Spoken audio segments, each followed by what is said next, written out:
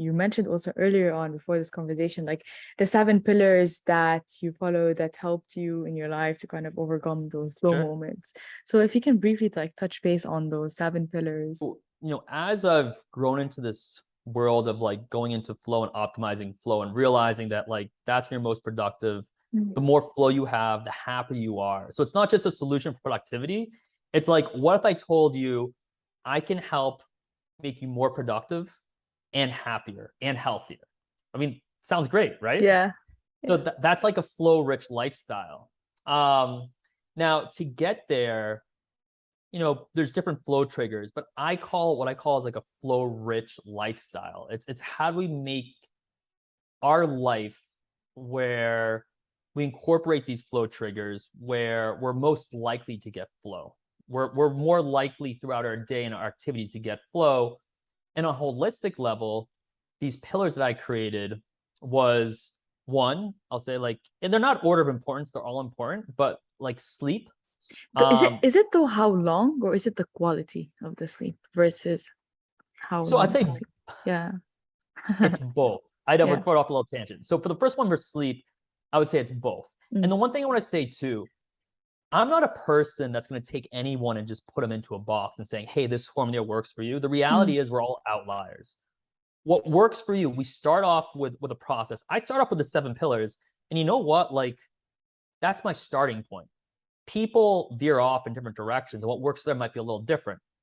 But on the sleep, you're looking for quality of sleep and duration. So it's a combination of the two. Awesome. Yeah. And then kind of moving on with these pillars. So you have sleep, nutrition, right? Those are the building blocks of life. And, ironically, with nutrition, where we get stronger both on a physical, mental level is during recovery, right? If you think about the easiest way to look at this is physically, when you go to a gym and you work out, ironically, you don't get stronger in a gym, you get weaker, right? But when you put the right nutrition in your body, that helps you recover, and that's what's actually really helping you get stronger, okay? But on a mental level too, like we use up neurotransmitters, we deplete it during the day if we're thinking a lot, if we're worrying, and our nutrition is really going to help us improve our cognition, okay? So nutrition's two. Fitness, I think it's a great outlet. There's a lot of stuff around like BDNF about like improving brain and cognition, improving mood. That's a big one. And it's more about variety of exercise you get throughout your lifetime that can really benefit mental health and flow. And then we move from that, we go into community, which we talked a lot about, who you're surrounding yourself with, right? And as we move past that, we talk about communication.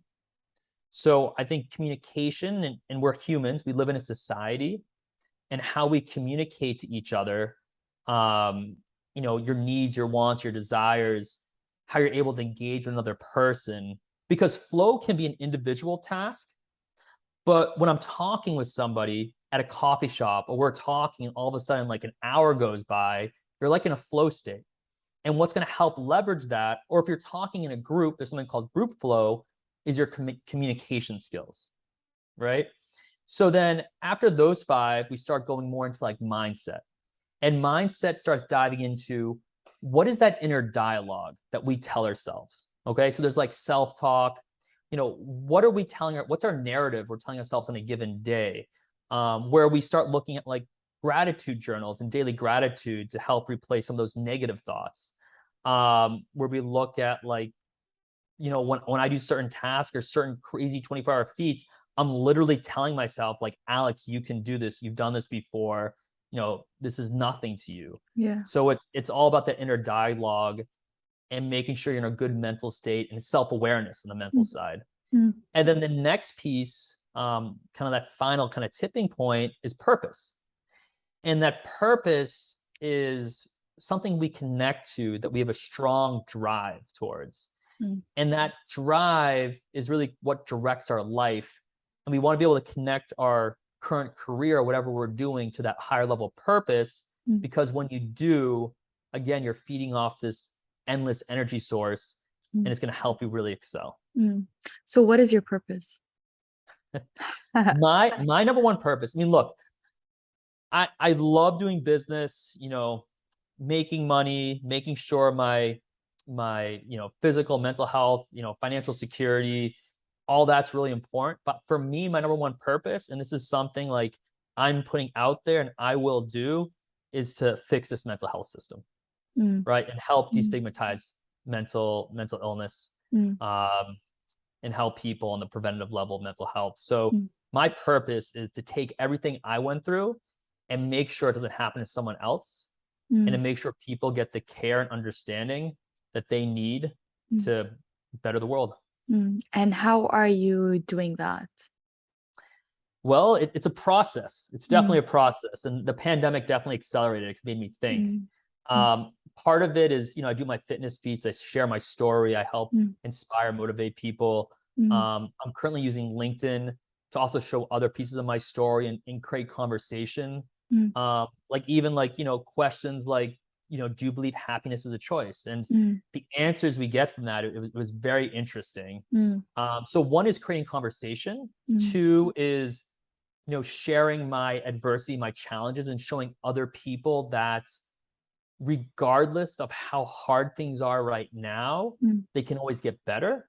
mm, Things may never be perfect, but they can 100% always get better. mm, mm, Um, and then, you know, as I keep growing out my opportunities as an investor, working with different companies, I want to take um, my financial means and invest more into mental health companies, mm, and also just do some philanthropy, mm, and more work in the mental health system. mm. But it's an ongoing process, and I guarantee you that, you know, when you look at purpose, it keeps getting refined, Yeah, and that life mission statement, you know, it yeah, keeps growing as you grow as a yeah. person.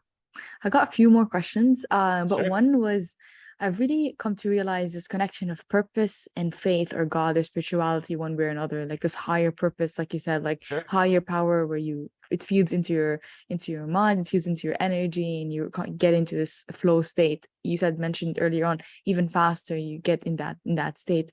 So what is your thought about like God, universe, whatever you may define that to be as for you? Like, would you consider yourself a spiritual person? Yeah, what are your thoughts there? Another great question. Yeah. Diving into the questions. So myself, so I was raised religious, and then when I went through all my challenges, you know, I was raised religious, believed in God, and when I went through my challenges, the first thing I came across was, you know, why would a higher being, a higher power put anyone through this? That was a big thing, and I think I lost some faith Mm, along the way. mm, You know, when I came out of it, and what I like to say is, look, I don't wish upon my worst of enemies to ever go through what I went through. I never want to go through that again and mm, ever, but I'm thankful for that experience. mm, And I've come to more reality where I think like now, like I am a little more spiritual. I do believe in like a higher power. Um, how that fits into my purpose, I think mm, I'm at a point where I'm honestly still trying to understand that and mm, discover mm, more of what spirituality looks like to me. mm, Um, but it definitely kind of got unraveled, and now mm. the pieces are coming back together Yeah. as my life moves forward. And especially, you know, at some point I want to have a family, and these are all things that are good to have aligned and a better understanding when you want to have Mm, a family. So mm. it's a thinking process right now. 100%. So the final question, and I guess everyone knows by now. So, what is your definition of success? Ooh, definition of success. Definition of success. Man, I wish you prepped me for this one. This is a great question. I would say success is defined, a big part of success is defined by the people you meet and the lives you impact. Mm, So I think it's more about an externally of who you impact and the people you meet and the relationships you develop in life. I see that more as success. mm, You know, that could be a larger impact, or it could be a smaller impact, but a stronger impact on those people. Mm, So for me, it deals more with connections and relationships. mm, And without those, I really just, life, I feel like loses its purpose. mm, I used to think success was all money, wealth, being famous, all the above. But I think that's a byproduct of being successful. mm, When you surround yourself by those people, when you impact other people's lives, and you stop focusing on just making money, it actually comes to you. It comes mm, to you quicker than you think. mm. And yeah, so that's Yeah. my definition of Awesome. success. So, Alex, thank you so much for your time. It was a pleasure talking to you. And for everyone listening, where should they find you? Where should they connect with you? And like, if they have any questions, reach out to you. Yeah, so my website is wishfit, WISCHFIT.com. I'm very active on LinkedIn. So if you're a professional and you want to kind of dive more into this mental health productivity, just search me, Alex Wisch, on LinkedIn. You'll see their executive flow coach. I have a lot of great content. If you're looking more to be like, what are these crazy fitness feats? And you want to kind of look more at that whole kind of fitness world of me, you would go on Instagram, and that's Wish, again, WISCH.fit. And yeah, you can reach right out to me on my website. If you're interested in coaching, feel free to reach out. I work with individuals and I work with cohorts, and I also work with companies. Awesome. Thank you so much again, Alex, for your time. And for everyone listening, I hope you all have an amazing, awesome rest of your day.